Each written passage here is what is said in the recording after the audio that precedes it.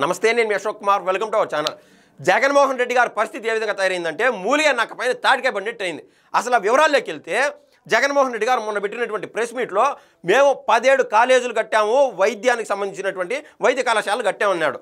అందులో భాగంగా ఆయన సహజ యాసలో ఏమన్నాడంటే ఆ దారిని ఎవరు పోతా ఉన్నారు అక్కడ ఆహో ఓహో అనేటువంటి పరిస్థితి ఉంది అని చెప్పి ఆయన మాట్లాడినటువంటి మాట పెద్ద కొసమెరుపు.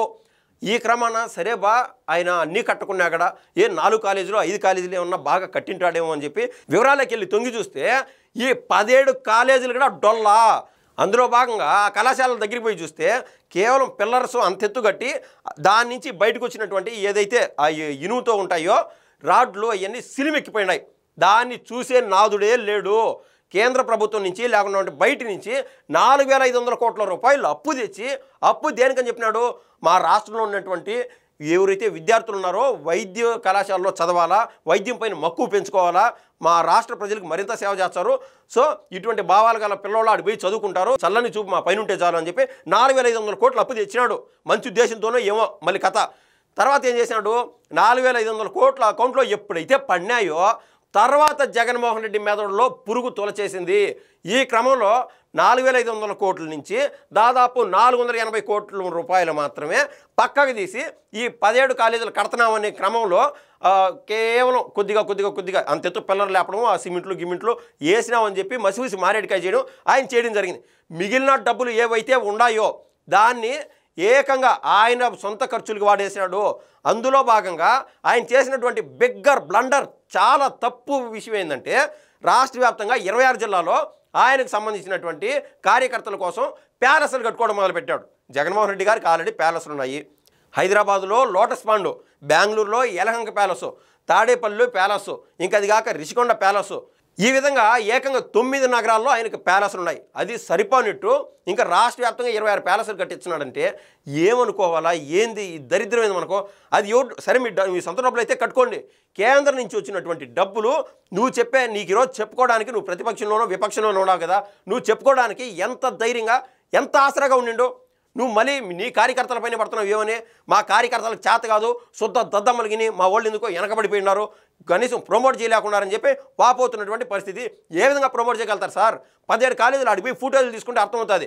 ఒక్కటే ఇది మా జగనన్న స్టాండర్డు, ఇది మా జగనన్న శైలి, ఇది మా జగనన్న అభివృద్ధి పదము అని చెప్పుకోవడానికి వాళ్ళకి ఏం మిగిలిచ్చావు నువ్వు? ఈయన ఈ 26 జిల్లాలో ఈయన కట్టేటువంటి ప్యాలెస్ల యొక్క మర్మము ఏది తెలుసా? ఏకంగా 42 ఎకరాల 24 సెంట్ల భూమిని కేటాయించినాడు. ఇందులో ఒక లాజిక్ ఏంద్రంటే 33 సంవత్సరాల పాటు 1000 రూపాయలకు మాత్రమే లీజ్ ఇచ్చేట్టుగా. ఏందిరా నాయనా స్వామి, ఆ 42 ఎకరాల 24 సెంట్ల భూమి మార్కెట్ రేటు ప్రకారం చూస్తే అంటే బయట ఏదైతే రియల్టర్లో వాళ్ళు బిజినెస్లు చేస్తారో ఆ రకం కాదు, కేవలం మార్కెట్ రేటు చూస్తే ఎంత ఉన్నదో తెలుసా? ఏకంగా 688 కోట్ల రూపాయలు ఖర్చు పడుతుంది ఆ భూమిని కొనాలంటే. ఆ డబ్బులు కూడా ఎవరిది? ప్రభుత్వందే. ప్రభుత్వానికి చెందాల్సినటువంటి 688 కోట్ల రూపాయల డబ్బుని ఏకంగా ఈయన 26,000 రూపాయలకి దారాదత్తం చేసేసాడు 33 ఏళ్ల పాటు. దాన్ని బట్టి అర్థం చేసుకోవచ్చు ఈయన విచక్షణ ఏ విధంగా పనిచేస్తుంది. సొంత పార్టీ కోసం ఏం నైజం, అసలు రేపో మాపో పార్టీ కూడా ఉండదు, అది వేరే విషయం. ఇప్పుడు రాష్ట్ర ప్రజల నుంచి అందుతున్నటువంటి బేసిక్ డిమాండ్ ఏంటంటే అది చూస్తే అద్భుతం అండి నిజంగా, వాస్తవంగా కూడా ఈ 26 జిల్లాల్లోని ఈ వైసీపీ కార్యాలయాలు అంటే ప్యాలెస్లు ఏవైతే ఉన్నాయో రియల్గా అద్భుతం. వెనకటికి అంటే నెక్స్ట్ 30 ఏళ్ళలో మేమే కదా ఉంటామని చెప్పి బేసిక్ ఇన్ఫ్రాస్ట్రక్చర్ రెడీ చేసుకుంటున్నాడు ఆయన పార్టీ కార్యాలయాల కోసం. కాబట్టి వాటిని వైద్య కళాశాలలుగా మార్చాలని చెప్పి రాష్ట్ర ప్రజలు భావిస్తున్నారు.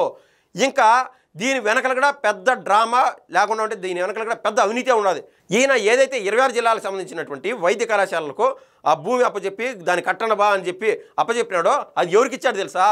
వాళ్ళ పార్టీలోని రాజ్యసభ ఎంపీగా మెలుగుతున్నటువంటి ఆళ్ళ అయోధ్య రామిరెడ్డి గారికి ఇచ్చారు. ఆ కంపెనీ కూడా ఏందిరా అంటే రామ్కి ఇన్ఫ్రాకి. అంటే దాంట్లో ఆయన కట్టినట్టు 100 కోట్లు 150 కోట్లు వెచ్చిచ్చి మిగిలిన డబ్బులు కూడా ఆ రూట్లో సైడ్ లైన్ చేసేసి పలానా ఆయన పాకెట్లో అంటే పెద్ద బాస్ పాకెట్లోకి వెళ్ళేట్టుగా ప్రతి దాంట్లోనూ అవినీతి. దీన్ని బట్టి మనం అర్థం చేసుకోవచ్చు రాష్ట్రాన్ని ఏ విధంగా చూసిన ప్రతి దాంట్లో కూడా డబ్బు దండుకోవాలని చెప్పి జగన్మోహన్ రెడ్డి గారు చేసినటువంటి నైజం ఏ విధంగా ఉందో రాష్ట్ర ప్రజలు వాళ్ళ జీవితంలో మర్చిపోరు. అందుకే 11 సీట్లకు పరిమితం చేశారు జగన్మోహన్ రెడ్డి గారిని. సరే, నేను చెప్పేది అబద్ధమే అనుకుందాము. ఇప్పుడు నేను మీకు ఫుటేజ్ చూపిస్తాను. ఏ జిల్లాలో ఎక్కడ అనేది కూడా దానిపైన వివరం రాసినారు. అక్కడికి పోతే మీకు అర్థమవుతుంది. ఆ ప్యాలెస్లు అంటే వైసీపీకి సంబంధించినటువంటి ఆ పార్టీ కార్యాలయాలు ఏ రేంజ్లో కడతానని చెప్పి దానిపైన ఆల్రెడీ రంగులు పూసేసినారు. వీళ్ళు చెప్పడానికి రిషికొండ ప్యాలెస్ మేము ప్రభుత్వం కోసం కట్టాము, జగన్మోహన్ రెడ్డి ప్యాలెస్ కాదని చెప్తున్నారు కదా. అలా అనడానికి కూడా నో ఛాన్స్ అట్ ఆల్. వైసీపీకి సంబంధించినటువంటి కార్యాలయాలు అని చెప్పడానికి దానిపైన ఉన్నటువంటి ఆ రంగులే ప్రధాన ఉదాహరణ. ఇప్పుడు ఏది ఏమైనా కూడా మన రాష్ట్ర ప్రభుత్వం తీసుకుంటున్నటువంటి కొత్త సంస్కరణలో ప్రైవేట్ పబ్లిక్ మోడల్ అని చెప్పి ఏదైతే తీసుకొస్తున్నారో, ప్రైవేట్ వ్యక్తులు లేకుంటే వాళ్ళు ఏదన్నా బయట నుంచి ఎన్ఆర్ఐలు కావచ్చు, లేకుంటే పెద్ద ట్రస్టులు కావచ్చు, వాళ్ళకు తోచినంత సాయం చేస్తారు. ఎంతసేపు కేంద్రం డబ్బులు అడగడము, రాష్ట్ర ఖజానా నుంచి తీసివ్వడము, అసలే అప్పుల్లో మూలుగుతున్నటువంటి రాష్ట్రం గత 5 ఏళ్లలో జరిగినటువంటి ఆ దాష్టికానికి, దారుణాలకి. కాబట్టి ఈ విధంగా కొత్త సంస్కరణలతో మన ప్రభుత్వం ముందుకెళ్తా ఉంది. కాబట్టి వాళ్ళకు కూడా మన వంతు మద్దతు తెలపాలని చెప్పి నేనైతే కోరుకుంటున్నాను. ధన్యవాదాలండి.